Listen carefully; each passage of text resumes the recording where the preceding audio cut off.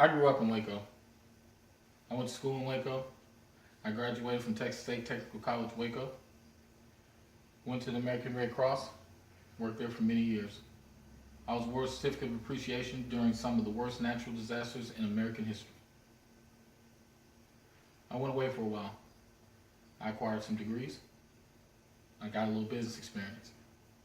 I was actively recruited to come back to Waco, Texas and teach at Indian Spring Middle School. When I first got there, I thought it was a first-year hazing. The treatment was terrible. I got no supplies, materials, equipment. I didn't even have a classroom set of books for a STAR-tested subject like 6th grade reading.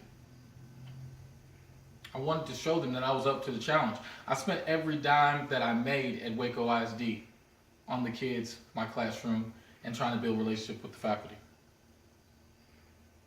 As soon as they gave me my paycheck, I gave it to Sam's Club for something my classroom needed. And we showed a lot of success. Reading levels went up by an average of 2.5 grade levels from the students in my class. District benchmark tests, we were always competitive. Sometimes we were first, sometimes we were second. This is 6th grade reading. We were always competitive with teachers that were 6 years, 8 years, 10 years in. Football season was a disaster.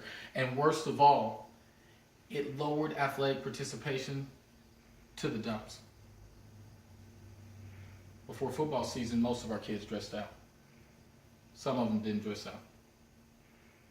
After football season, most of our kids didn't dress out, and some of them would never dress out again. I was allowed to be in charge of basketball season.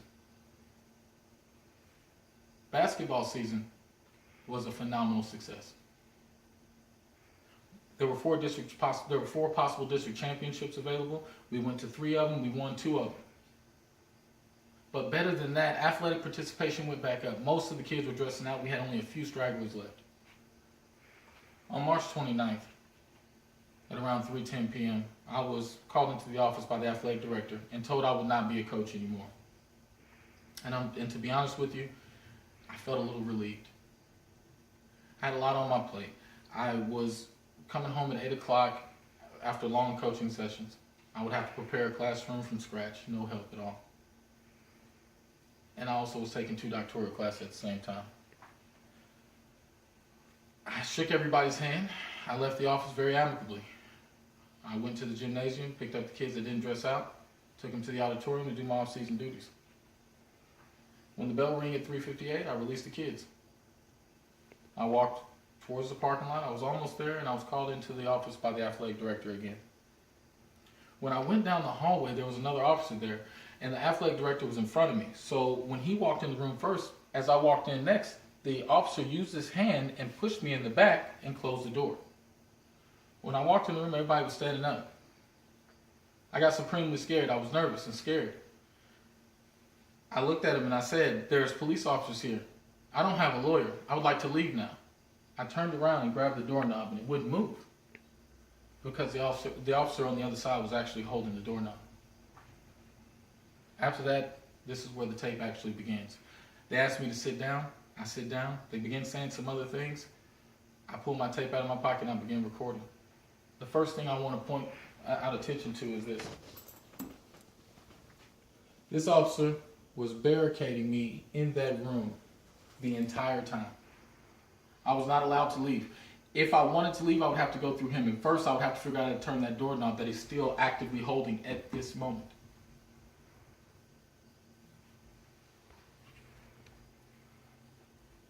That is the first part of false imprisonment. Knowing that I would like to leave, expressing my wishes to leave, and not being allowed to.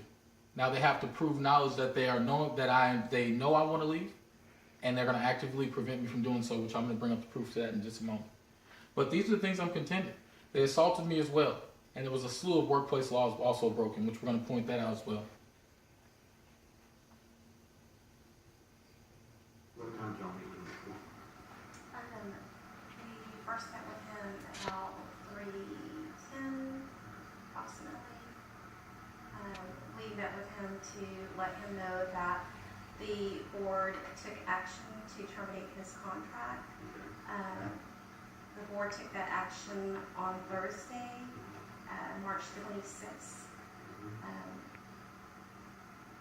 Coach Chu said, Dr. Jenkins and I met with Mr. Gabriel, gave him his letter. Mr. Gabriel seemed to be excited, I guess happy, that he was being terminated. When the meeting ended, he walked out the door, and we heard him in here, and several other witnesses heard him shout out, like, awesome, that's great, I get to go home at 4, something like that. And then shortly after that, I would say maybe about 2 or 3 minutes later, we had 2 employees. Can these employees be identified? That came into the office and asked, well, the first one said, why is Mr. Gabriel out there cussing and hollering in the hall? That is not true. And Dr. Jenkins went to investigate, and then we had another employee step in, and she told us what she heard. Both employees have written a statement of what they heard. A profanity was used. We are That is not true. We are concerned with Mr. Henry's, Coach Gabriel, his behavior is erratic, and That is not true. it's a little scary, That is not true. and that's why we called you.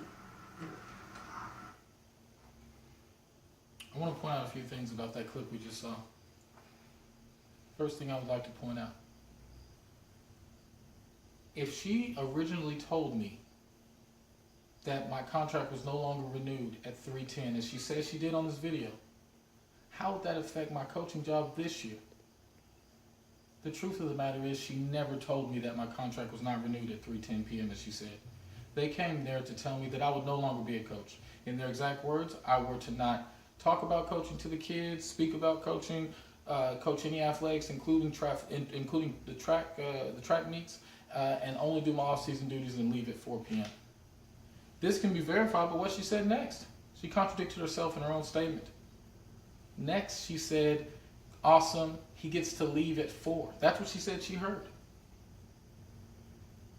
How would I leave at 4 if she originally told me at 3:10 p.m. that my contract was not renewed for next year? It's an impossibility. Why she's lying about the purpose of her first coming, I don't understand it.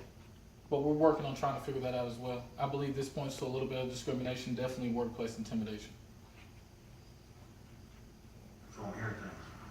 Did you hear him say that you already had something outlined, it's good to go? Yes. Once we get out here? I definitely want to leave. That's what it says. I definitely want to leave the premises as soon as possible. So, So I'm hearing things. did you hear him say that you already had something outlined, it's good to go? Yes. Once we get out here? I definitely want to leave. That's what it says. I definitely want to leave the premises as soon as possible. So, And now, based on, I want to kind of speak on that clip we just saw there. I mentioned during this conversation. So I'm hearing things. did you hear him say that you already had something outlined, it's good to go? Yes. Once we get out here? I definitely want to leave. That's what it says. I definitely want to leave the premises as soon as possible. So, As you can see, that clip ended with the gentleman saying, "We know all you want to do is leave." This is the final piece of false imprisonment. I've expressed my desire to leave. They're preventing me from leaving. They know my desire to leave, and they're actively preventing me from leaving the room, the premises, the building. This proves false imprisonment without a shadow of a doubt. All the evidence is here on tape. I asked to leave again.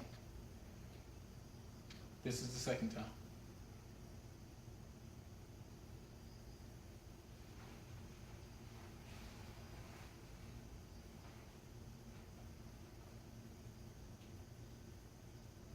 These gentlemen right here, the gentleman that has indicated the relationship with this gentleman right here. This is Coach Sousa. This is the head of the athletic department. Indicated that relationship. I'm Lieutenant Williams, and Yes, sir. I'm Lieutenant Williams with Waco ISD Yes, sir. Police Department. Okay? Yes, sir. And unfortunately, As you can see, the camera violently shakes. It violently shakes, not once but twice. That time the officer walked up, kicked me. That's what accounts for the violent camera shake. As you can see, he surprised me and assaulted me to such an extent that I just turned around and the only thing I could say was, yes sir, yes sir, yes sir. Fear level jumped to a new height. One of the scariest experiences I ever had. We have proven false imprisonment. On videotape, it also shows assault.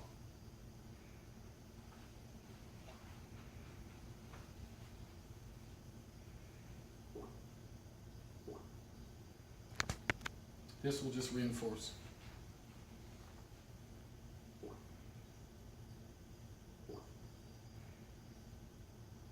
I've never been arrested. Have you ever lived in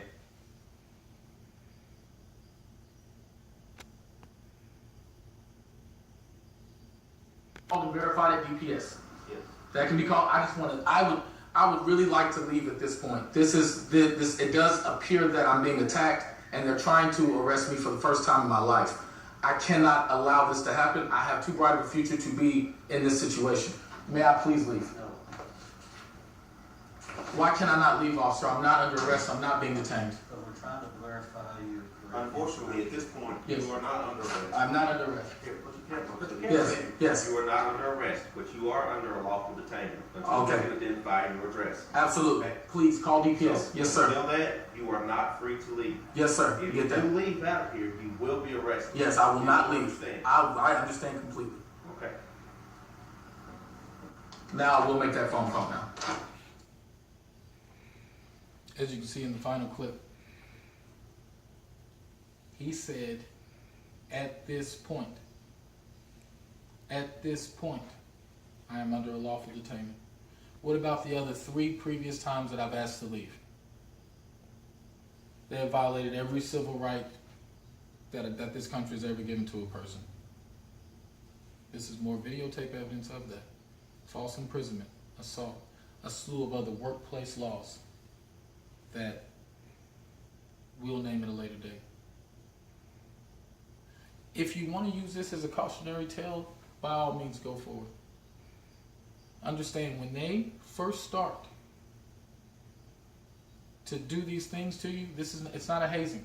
Whether it's your first year, your 5th year, your 10th year, it's not a hazing.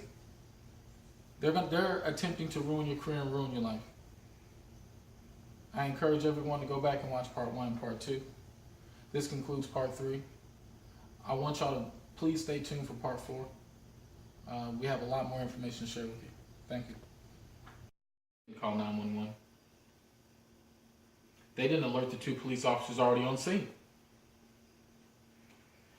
Instead, they called their buddies up to intimidate me in this situation. Once again, I encourage y'all to watch the part 1 and part 2, the previous parts, and please, please, please watch part 4. Thank you.